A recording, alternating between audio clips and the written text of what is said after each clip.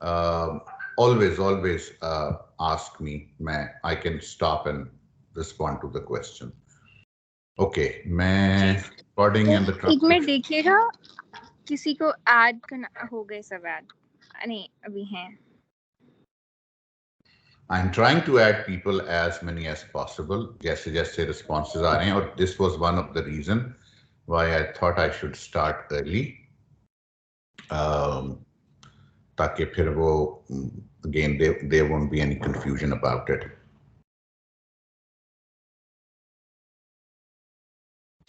Okay. Sir doctor Hajra ने meeting में आने, लेकिन वो मुझे लॉबी में तो अपेयर नहीं हो रही हैं और वो कह रही हैं कि उन्हें अंदर आने दें. सो कैसे होगा? मैंने 3 दफा रिक्वेस्ट टू ज्वाइन उनका एक्सेप्ट किया है, बट वो सिलसिला आगे चल नहीं रहा. I don't know why.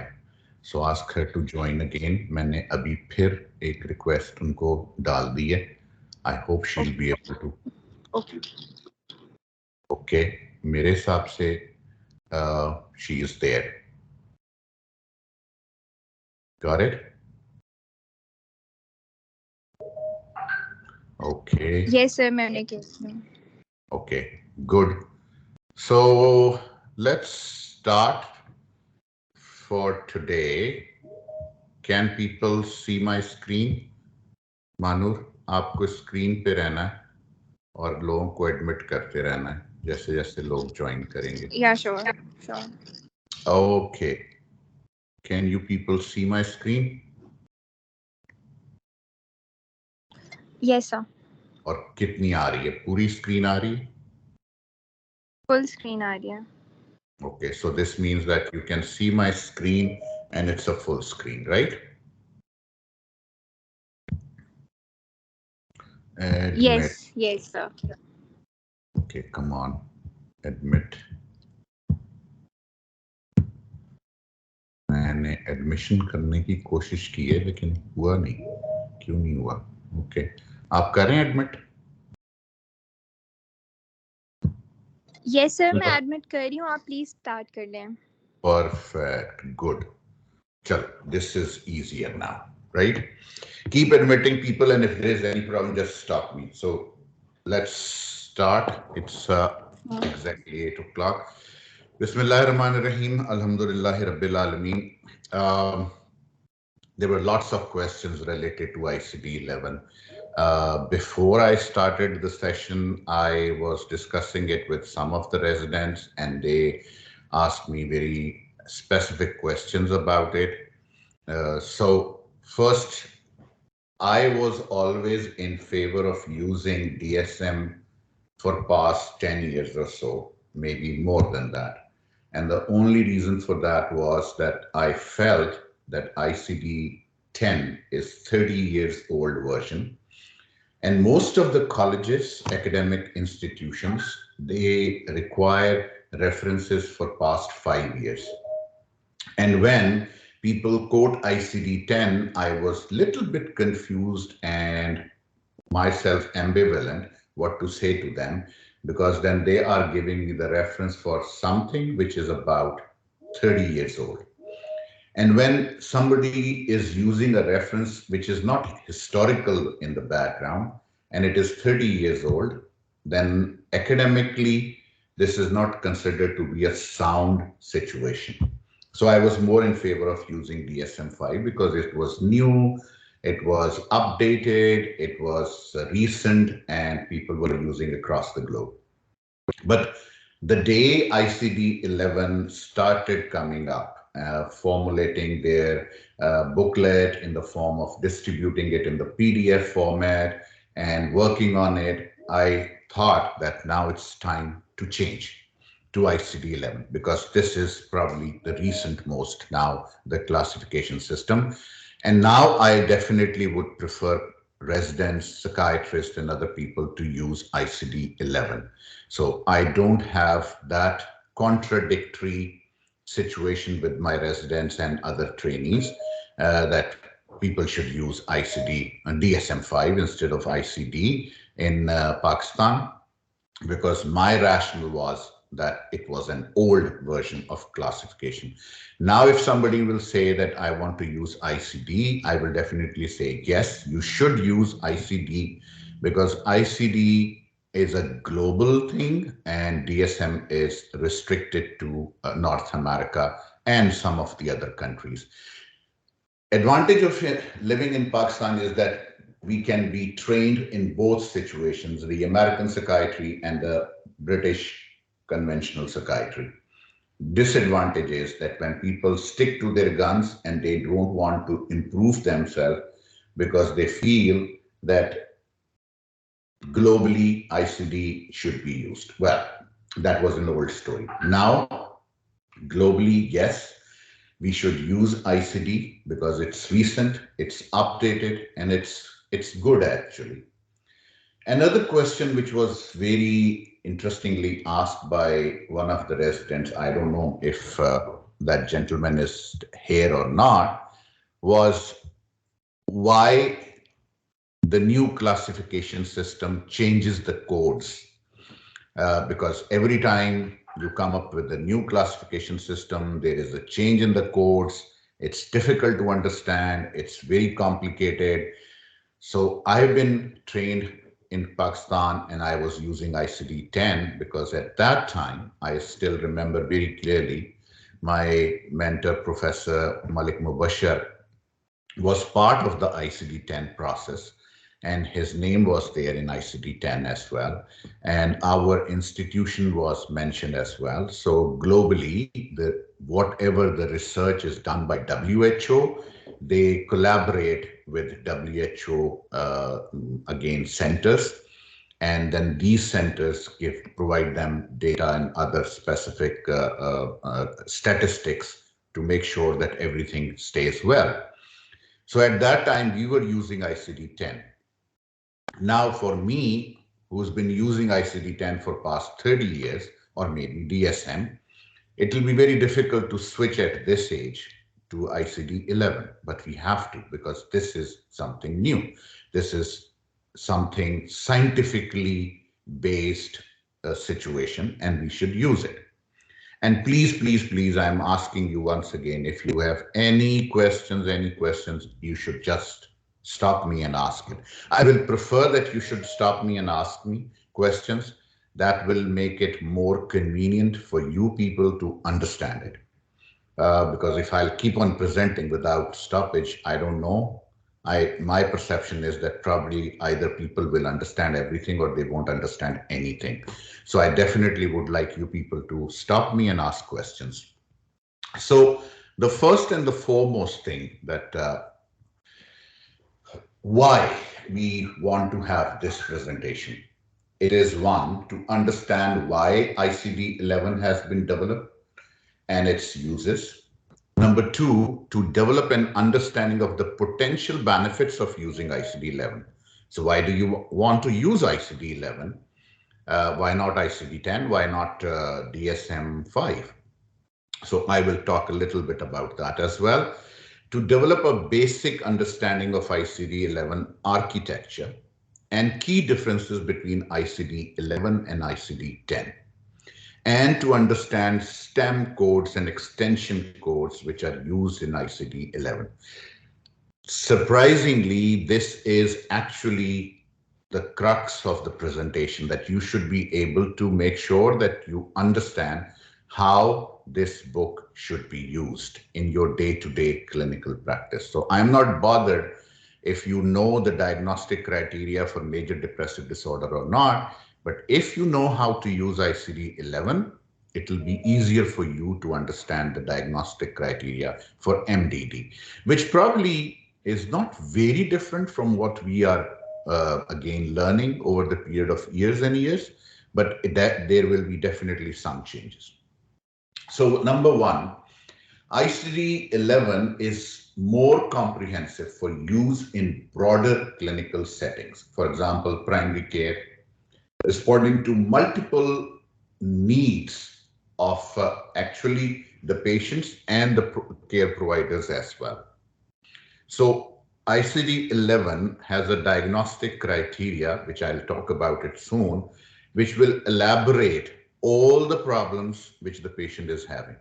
So diabetes, COVID-19, major depressive disorder, and other physical morbidities, everything can be accommodated, which is a good thing. So talking about holistic approach, taking care of the patient as a whole, we should be able to understand what morbidities patient is having and how to treat all of them together in a holistic manner.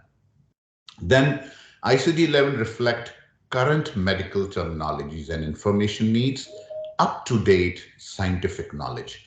So whatever the studies were conducted over the past 30 years, whatever changes, so there are lots and lots of changes in psychiatry as well. So 30 years back, more focus was on typical neuroleptics, and now there is more focus on atypical neuroleptics. So at that time, only one atypical neuroleptic was available, and now we have hordes and hordes of atypical neuroleptics. So the difference in the treatment strategy changed, and there is more scientific data suggesting what needs to be done according to current scenario. So this is one of the reasons why we have to have a new classification system which can actually accommodate all the new treatment strategies, which can accommodate all the new terminologies which were developed over the period of 30 years. So like COVID-19 and immune response system, it's something which is unfortunately there for past 2-3 years. So that needs to be added somewhere so that we know that these can have an impact on mental health and other disorders as well. And then third, greater international comparability for morbidity. So if a person is suffering from MDD, how the presentation is in US, how the presentation is in Czech Republic, how the presentation is in Bangladesh, and how is the presentation in Pakistan. All of those factors are actually modified in this classification system, which is surprisingly too good. I don't know. I am not using it yet, so I am as new to it as you people are. But when I was reading about the details of all these situations, I was very much happy to see that, oh, okay, so now we can compare where people say that in Western culture, the social circumstances are different, and in Eastern culture, the social circumstances are different. The cultural aspects are different. The management strategies do get modified because of the cultural and social impacts. Now we would be able to compare it. What is actually in black and white difference there? And then the best part of ICD-11 is that ICD-11 incorporated, and this is one of the reasons why they have changed all the coding system, because they thought ICD is not actually only psychiatry. ICD diagnosis is across all specialities: oncology, cancer, medicine, gynecology, and again, neurology. All of these specialities, they had different coding system according to their needs. But now they have uniformed it across it. And other classification systems which are practiced in other systems as well, like International Classification of Diseases for Oncology, Functioning and Disability, Gene Ontology, and SNOMED CT, all of these classification systems are incorporated into with the single diagnostic codes for everything. The new terminology and the methodology, it's very simple. I will just definitely come to that because this is the key for this presentation today. ICD-11 terminology and methodology. So we have STEM codes and extension codes. We have pre and post coordination. We have cluster coding, sanctioning rules, multiple parenting, and tabular list as well. And I will just explain to you about all of these things. Updated content and new chapters, which are there in ICD-11, it includes disorders of immune system, disorders of blood and blood forming organs, conditions related to sexual health, sleep wake disorders, traditional medicine, and extension codes. Now, in past, in whatever the classification system was used, ICD-10 especially, the sexual disorders were considered in psychiatry only because it was considered that most of the psychiatric disorders lead to the sexual problems. But sexual problems were presenting to gynecologists as well. Sexual problems were presenting to other specialities as well. And there were definitely some involvement of organic and psychological component into the sexual disorders. So that was one of the reasons why they have separated it and given a separate code so that every person in all specialty can use those codes along with the diagnostic categories of basic morbidity of whatever they are seeing. Same goes for the sleep-wake disorder. So sleep can be disturbed. If a person is having pneumonia, the sleep can be disturbed. And sleep-wake disorders can be a problem with person who's having chronic obstructive pulmonary diseases. So they have separated the sleep-wake disorders as a different category. Although it is part and parcel of psychiatry as well, but it is having a separate entity. Traditional medicine. So whenever we talk about traditional medicine, it's again a very tricky subject. Hikmat and homeopathy and other modes of treatment which are utilized across the globe. People were trying to use them, Ayurveda and all that stuff, to treat the psychiatric and other morbidities as well. But they were considered as an alien to the physicians who are using ICD-11.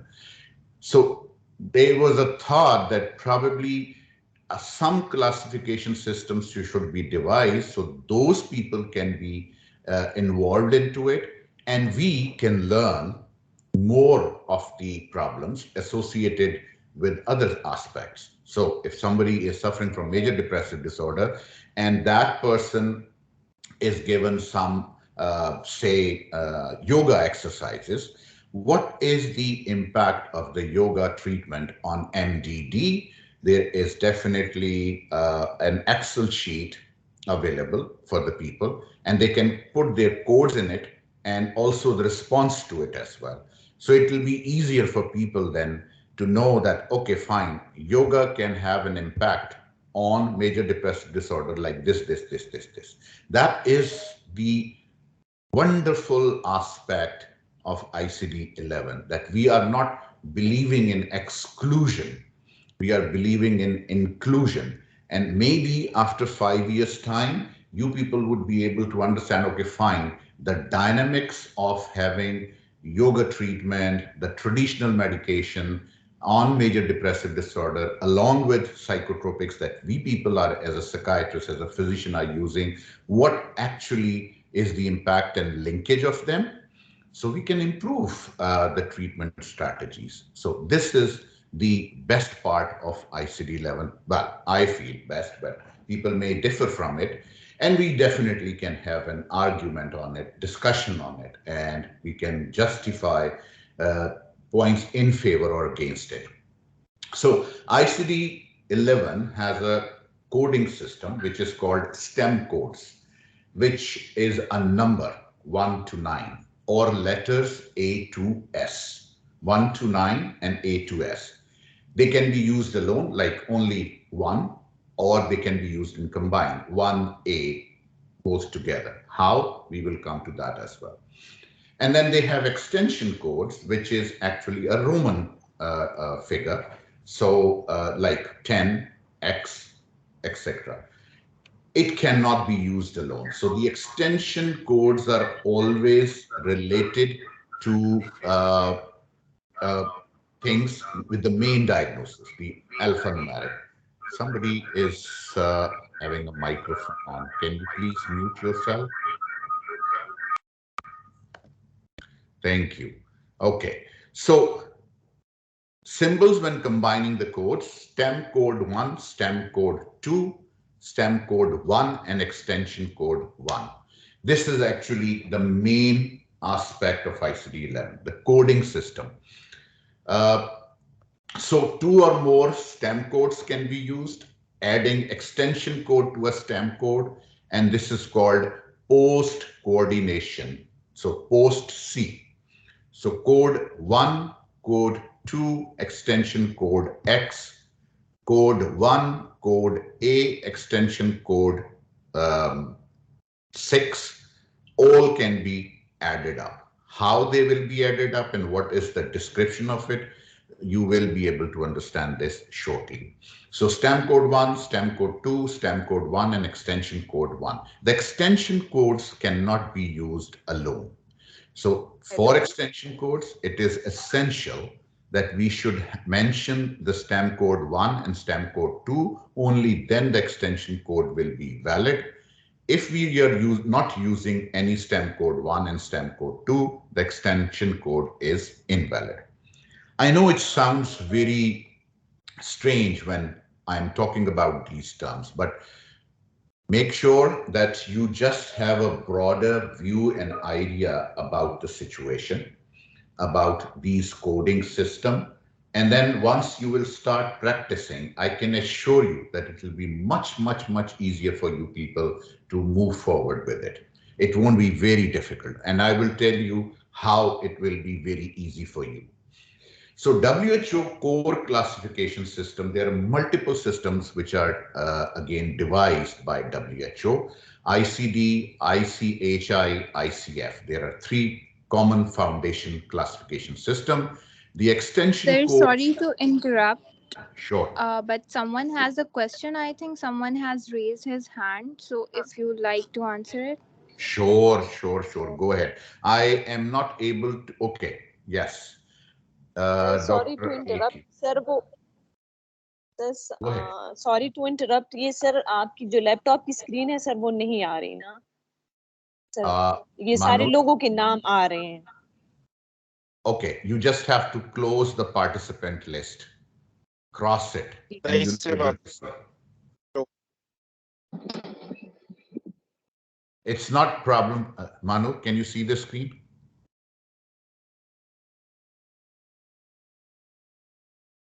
Hello.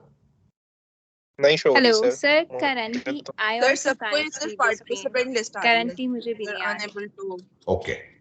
If everybody is having problem, let's restart it. No worries, no problem. I will share it again, and then we will talk more about it. Don't worry. Okay, let's share the screen again. Okay. Let me check. This is confusing again for me as well, but I will try to share again. Meeting options. Okay, this is not there.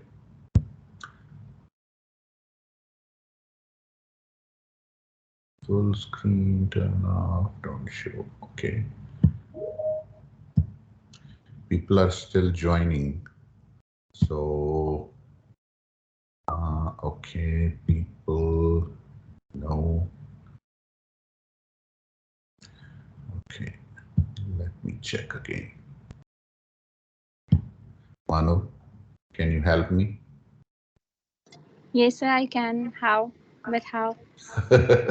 How to share the screen. This one, and which is visible to everyone. Share content include computer sound. Okay, and then I will share content from.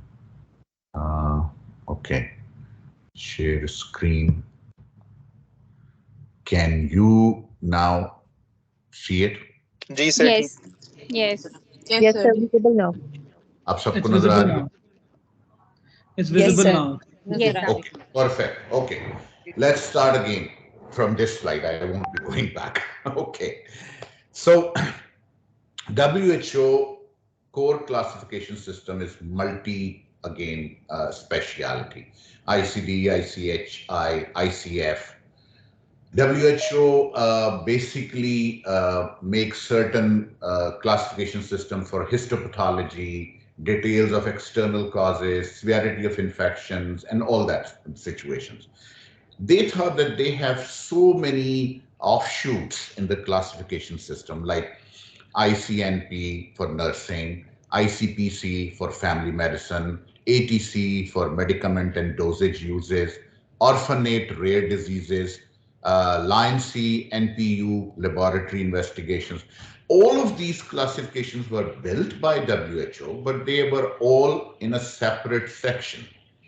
They thought that they should combine all of them together so that they should have one classification system for all the specialities, which is again a good thing. So now when we will be reading ICD, we'll be able to understand that, okay, fine, this can be for nursing, this can be for medicament dosage, family medicine, blah, blah, blah. And all of them can share together.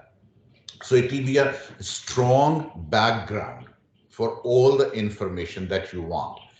In Pakistan, unfortunately, this background is still not computerized, but in most of the developed countries, when we talk about these things, so one system is made where all the patient's related notes are updated. And those notes can be accessed by anybody who is involved in the care of that person. So then I will know that what psychologist has written about the patient, what the social worker has written about the patient, what the nurse's notes are for the patient. And gradually they are shifting to a single file system, which is accessible to all the physicians involved in the patient's care. And ICD-11 provides the same background. So anybody, like if a nurse has seen a patient getting violent at night, she will put her notes there. It will go into the patient record system and it will be incorporated into the diagnostic category according to ICD-11. So that's the beauty of this classification system. Okay, I'm sorry. I have to go for a... Okay, I won't do that, otherwise we will miss it. Okay, designed for multiple uses. Now, previously, number of things were not included in ICD-10 system, like cause of death. So cause of death, usually physicians write the cause of death, cardiopulmonary arrest. Now, cause of death can be specifically written in ICD-11 coding system according to the specific cause of death, whatever the patient was having. So if he was having physical morbidity, psychiatric morbidity, renal system problems, and if the person dies, people can understand, okay, fine, this was happening with the person and this ultimately occurred and this is the cause of death. It's relatively easier to explain it to legal system, to the patient's relatives, and to other situations as well. This is again a good part of ICD-11, that now the information conveying related to some bad consequences of health, like death, you can justify it according to the classification system. So that is a good thing as well. Then ICD, as I mentioned earlier as well, the good part is that you can record everything into it. So the occupational therapists, the traditional healers, the, again, cultural aspects, everything can be coded in there. And maybe after 3, 4, 5, 6 years time, that data can be combined together to see the best outcome in what the situations will be. So it's a good thing.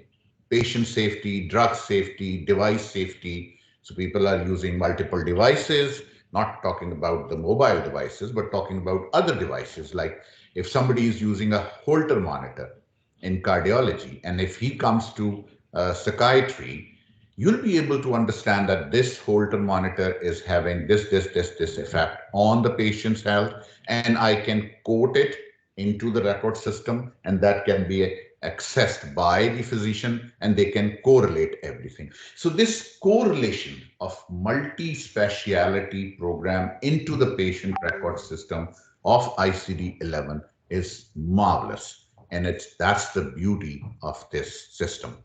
So ICD-11 has 26 chapters. Well, initially there were probably 28. I don't know what happened to the 2 chapters later on. But by 1st of January 2022, when ICD-11 was officially launched into this classification system, so it's been already 8 months, the chapters are 8 officially in ICD-11 classification system. These chapters, some of the new chapters are actually added in the yellow color. So traditional medicine condition, functioning assessment WHO-2, sexual health, sleep wake, blood, immune system. These are the new chapters.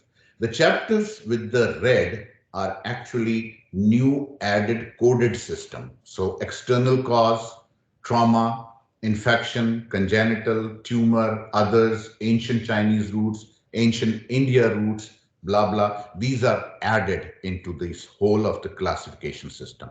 And if you can look at it, ICD-11 has psychiatry, which is connected to endocrine and also connected to sleep-wake as well. So in a way, psychiatry is connected to all of these areas. And in a way, all the systems are connected to each other as well. If you look at this figure, so there is psychiatry, eye, ear, respiratory, skin, urogenital. They are in a horizontal way, right? Others, it's just below other, and they are all together. And below psychiatry is sleep-wake as well. But it is connected to sexual health. It is connected to urogenital. It is connected to blood. It is connected to immune system. So when you will start using it, when you will be familiar with the codes, when you will be able to feed up the data into the system, you will realize that this will give you a hordes and hordes of information to be conveyed to other physicians, to be conveyed to the family, to be conveyed for the research purposes as well. ICD-11 psychiatric disorders. If you see number 6, the coding system starts with 6. So it's a chapter 6. Chapter 6A, A00 to 6E8Z. These are all mental, behavioral, and neurodevelopmental disorders. Starting from 6A00 to 6E8Z are the mental and behavioral and neurodevelopmental disorders. So whenever you have to quote any disorder, you have to write 6A means psychiatry. 6A, 6B, 6C, 6D, and 6E. They are psychiatric disorders up to E. From A to E are actually, first code is 6, subsequent codes from A to E, subsequent code from 00 to 8Z, one numeric and the other alphabet. They are actually the coding system. And I will again describe this. So mental, behavioral, and neurodevelopmental disorders begins from 6A00. They end up at 6E8Z. 6B00, 6C00, 6D00, and 6E8Z, the last diagnosis for mental and behavioral disorders. Now we will focus on just this one. All of you have the access to the computers, laptops, mobile phones. And this is another beautiful thing about ICD-11. You don't have to just rote learn the diagnosis. All you have to do is to have an access to this link, https://icd.who.int/English. So ICD-11 coding system is all there in your hands. on your cell phone if you have access to it. Just browse this link into your cell phone. You will come up with this screen. And it says, it mentions browser, it mentions coding tool, it mentions ICD API, web services to get programmatic access to ICD-11, ICD-11 implementation or transition guide, and you can learn more about ICD-11. Like there is a home page, there is a reference guide, there is a fact sheet, there is license, training modules, and videos related to ICD-11. And then you can be involved into ICD-11 system by maintenance platform provides various ways to contribute. You can comment on it, you can submit proposal, you can translate various things into various languages. I haven't seen, which unfortunately I forgot, to see if this is available in Urdu as well. I'm sure it will be, because this classification system is available in multiple languages across the globe. All you have to do is to get into it, change the language, and you will be able to see all of these things.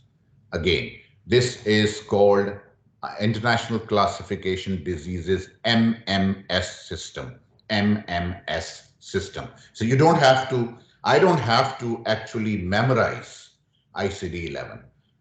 All I have to do is to have an access on a cell phone, and then I will be able to browse on it and diagnose the person and add things into it and do the coding system as well. All of them, these things are available here. So if you click MMS on the website, the English version, the mental, behavioral, and neurodevelopmental disorders, you will see 26 chapters below it. These 26 chapters are neurodevelopmental disorders, schizophrenia, catatonia, mood disorders, anxiety, OCD, disorders specifically associated with stress, dissociative, feeding, eating disorders, blah, blah, blah. So there are 26 chapters below it. If you click first one, like the neurodevelopmental disorder, then you will have the diagnosis, list of diagnoses, and the codes as well. So you don't have to remember it. So if you feel that this person is suffering from, say, developmental learning disorder, you will click neurodevelopmental disorders. There will be list down there, and you can see that learning disorder is 6A03. That's it. It's much easier than memorizing it. Have your cell phone, click on the link, go to the website, click on things, and you will reach. You don't have to remember it. Now, three things that you will see at the bottom of the main disorders of neurodevelopmental disorders are BA05 Tourette syndrome. Now, B is not psychiatry. If I go back, B is actually, where is B? B is actually diseases of nervous system. So where is D? No, this is not. Okay, let me. Okay, so this is, sorry, this is 8A05. Sorry, 8, it's not B, or is it B? No, it is 8A. So if we go back, 8 is diseases of nervous system. So 8A is diseases of nervous system, and three things at the bottom here: Tourette syndrome, chronic motor or tic disorder, chronic phonic or tic disorder. They are actually under the heading of nervous system, but they are included here and mentioned here as well. So if you see developmental language disorder with chronic motor tic disorder, you have two codes with you, right? 6A01.2 and 8A05.01. And people can go on the website and check it out. Try to practice it. Try to go to the website and see how MMS works. It's very simple, very easy. For a person like me who is, again, too old, to use this technology, it was easy. And I'm sure all of you are much younger than my age. So you people are good in technology and you can use it. It will be easy. You don't have to memorize it. And once you will start using it, gradually with the passage of time, you will be able to learn these codes over the period of time. So if you're using codes for depression time and again, ultimately you'll be able to know, okay, this is the code for depression. This is the code for catatonia. Then you don't have to actually go back to the website. But practicing from here is much easier than me teaching you about all these things. Who does any questions so far? Anybody? No? All good? Okay. So Sir, I I have wanted, a question. sorry, please go ahead. Sir, that's a very basic and might sound very silly, but why do we have to remember codes? Whether from ICD-10 or ICD-11, why we can't just name the diagnosis? Like, why are codes important? Okay, as I started off with the fact that if you want to convey the information from one psychiatry to another psychiatrist, then you should be able to convey it keeping the confidentiality and keeping the appropriate information. The coding system actually helps you to make sure that the information is conveyed to the other psychiatrist or the colleagues or the other people with all the description. So if you are writing anything, say, let me go back. If you are writing that the person is suffering from, say, developmental speech or language disorder, and you want to write this, developmental speech or language disorders, it's a long word. If you write 6A01, it's a shorter code, 1. Second, 6A01 has certain description. And that description is a diagnostic description. If you start explaining it to the people that, okay, this person is suffering from developmental and speech or language disorder because of the fact that he was born there and he had this much injuries and this mother was having this problem, it will be a long summary. Here, everything is summarized as a case of diagnosis. So whatever time you have spent with the patient, say 2 hours, 3 hours, 4 hours, in multiple sittings, 10 hours, and you reach to a conclusion that this person is suffering from stereotyped movement disorder. You reach to the conclusion after many sessions with the patient. And if you start explaining this to me, I won't have that much time. I cannot sit with you for 5 days to listen to the story of a person who is suffering from stereotyped movement disorder. So why to waste time of other person? Once you have made a diagnosis that this is 6A06, that's it. Now I will be able to understand, okay, fine, if this is the disorder, so doctor must have gone through multiple phases. They must have gone for psychometric assessment. They must have done the other investigations related to it, and they have assessed the patient over the period of time in detail, and now they are coming up with this diagnosis. So my job is much easier. I will keep that code with me through the rest of the time of patient's life when the patient is with me. When patient goes from me to somebody else, they don't have to work up again for the patient. They will start using the same codes. Okay, fine, this person is diagnosed to be suffering from 6A05. I have to move forward with it. Why should you expect everybody to start from the beginning? So if a patient is coming to you in inpatient psychiatry, and there is a diagnosis mentioned there that this gentleman is suffering from 6A02, I will be able to, okay, fine, 6A02 is schizophrenia. Why should I, autism spectrum disorder, why should I go back and assess him again for ASD, unless or until I don't trust the other person, which is unfortunately a tricky situation. But if you have put your efforts and diagnosed a person to be suffering from autism spectrum disorder, why you want the other clinician or the next clinician in the care providing system to reassess the child again and again for the same thing, which is the waste of time. So this is the reason why these classification systems are important. And again, as I mentioned to you earlier, you don't have to memorize it. All you have to do is to go back to the website after your assessment, after your features of the patient having autism spectrum disorder, which are detailedly mentioned here as well. So if you click on autism spectrum disorder, you will come across with multiple options that these are the possibilities on the basis of which you have to see these features, on the basis of which you have to investigate these things, and then you can conclude that this person is suffering from ASD. Everything is in here if you really want to move scientifically. Don't use the layman terminology that this person is suffering from schizophrenia. Use coding system. It will be easier for other person, other clinician, not in your specialty, but any specialty to move forward in patient's care. I hope I have responded to your question. Yes, sir. Thank you. Okay.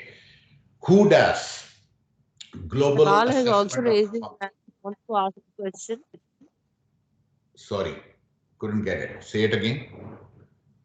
Dr. Bilal wants to ask a question. He has raised his hand. Just give me 2 more minutes because we are already approaching an hour. So I will be stopping in few minutes and then I will respond to all the questions. Just give me 2 more minutes. Just let me finish this computerized system, then we'll move forward because I won't be able to finish it in one sitting. At least I need 3 sittings to communicate to you all the ICD-11 things. So let me finish 2 more slides and then I can respond to your question.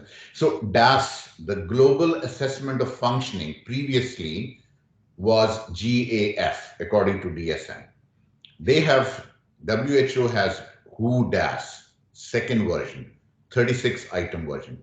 And the good part is that this assessment of functioning includes dimensions like cognition, mobility, self-care, getting along, life activities, and participation in society.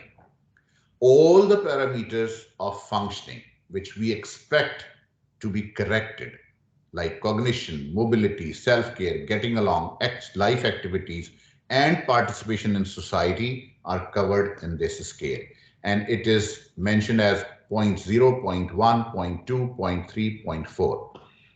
0.0, no problem. 0.4, extreme or cannot do it. Cannot have cognitions, is not mobile, is not able to self-care himself, is not able to get along with the people. Life activities are practically nil and participation in society is practically nil.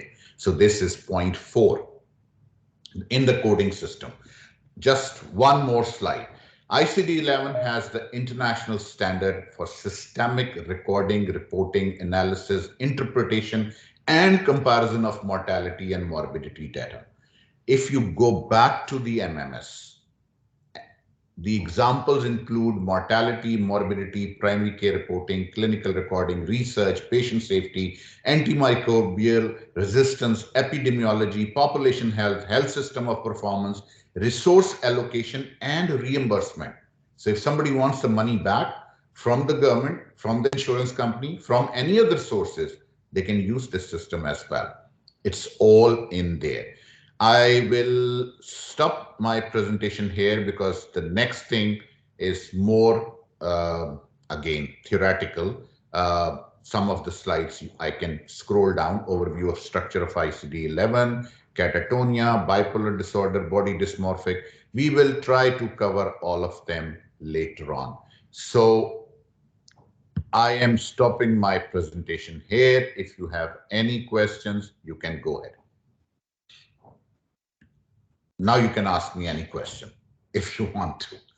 I know it is too much, but again, I spoke for an hour, but if you can go back on your mobile system, see the website, start scrolling, it will be easier for you, for me as well, to explain it to you the next steps, the differences in ICD-10 and ICD-11, and what further is required from you people to know about ICD-11?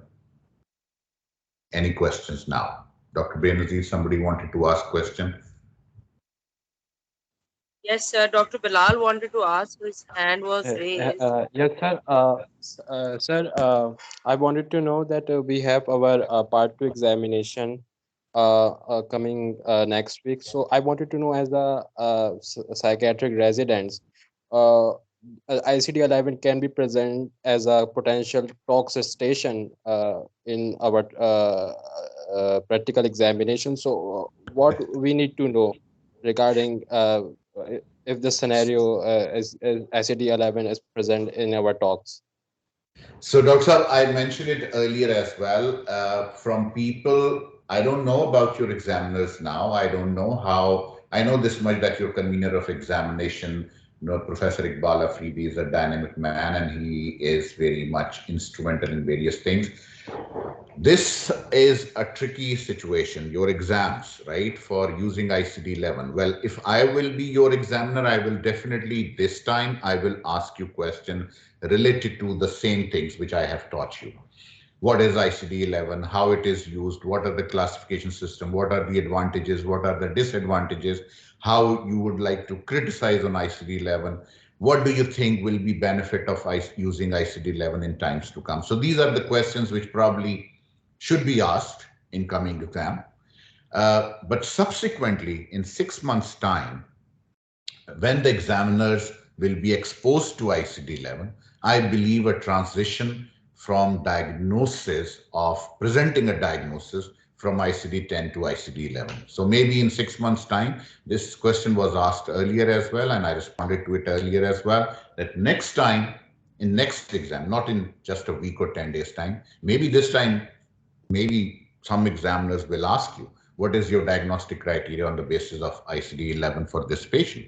Maybe, but this is maybe, but next time I expect that, yes, it will be. So the people who are appearing in exam in 6 months to a year's time, they should present on the basis of ICD-11 rather than ICD-10. Responded? That's right, sir. Yes, sir. New examiners like Dr. Moshtaba, they do ask questions actually. One of the candidates was asked. This is unfortunately true, but this is a fact as well. Being in academics and being as a resident, you are expected to learn and present ICD-11 in your finals.